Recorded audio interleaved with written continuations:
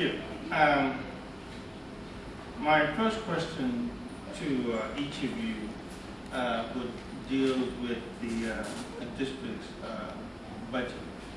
And depending on what you read and who is talking and the time, the range of the district's budget deficit goes between $300 and $600 million. So, what would be your proposals on how to wrestle and with the city's finances?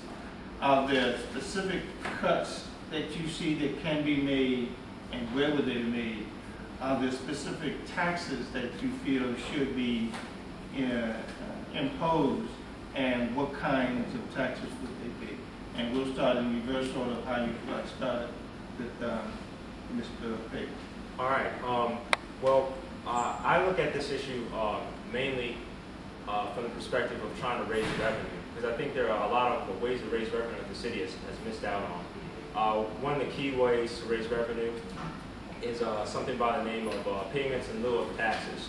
It's a concept whereby universities which don't pay taxes locally and nonprofits who also don't pay taxes, basically the CFO would sit down with them and negotiate payments in lieu of taxes so these organizations can pay a little bit into the city, because basically they utilize city services. If something happens on the university, they call the police and Metro PD shows up, right? They need whatever services they need, whether it be roads. For example, Brookland, there's a street in Brookland where the Catholic basically closed the street down. It's almost a private street that they have access to, but the public tax dollars pays to maintain that street.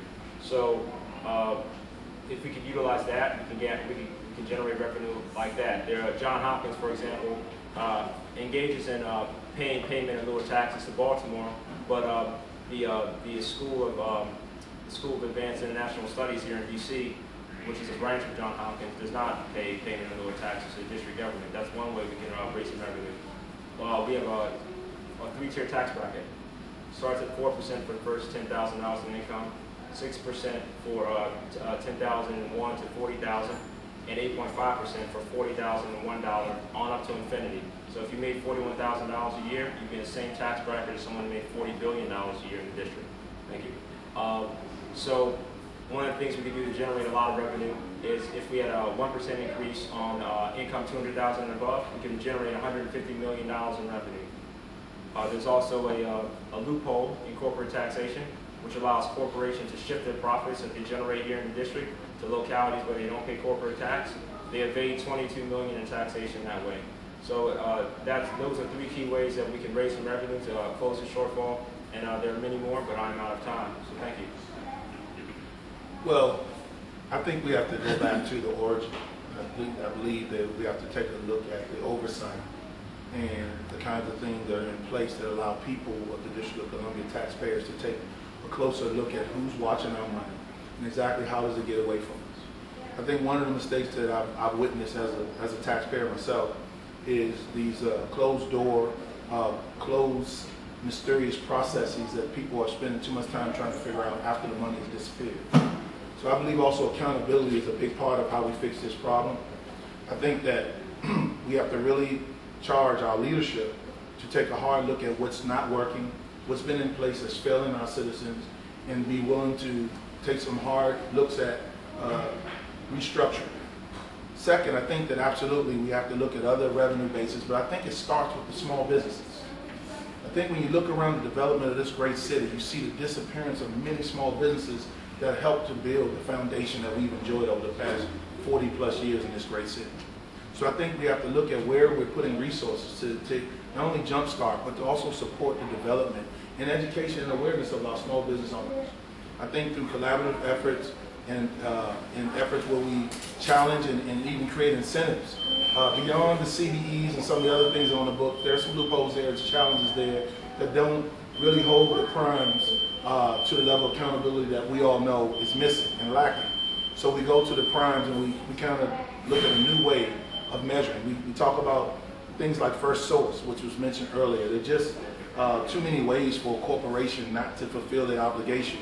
And I think the revenue base that's lacking the most is in our small business sector. When we enter into deals with large corporations, they can't just come in here because of brand name recognition and walk away with the farm. So I think there's some real obvious things, but I'd like to talk more about other opportunities to straighten this problem.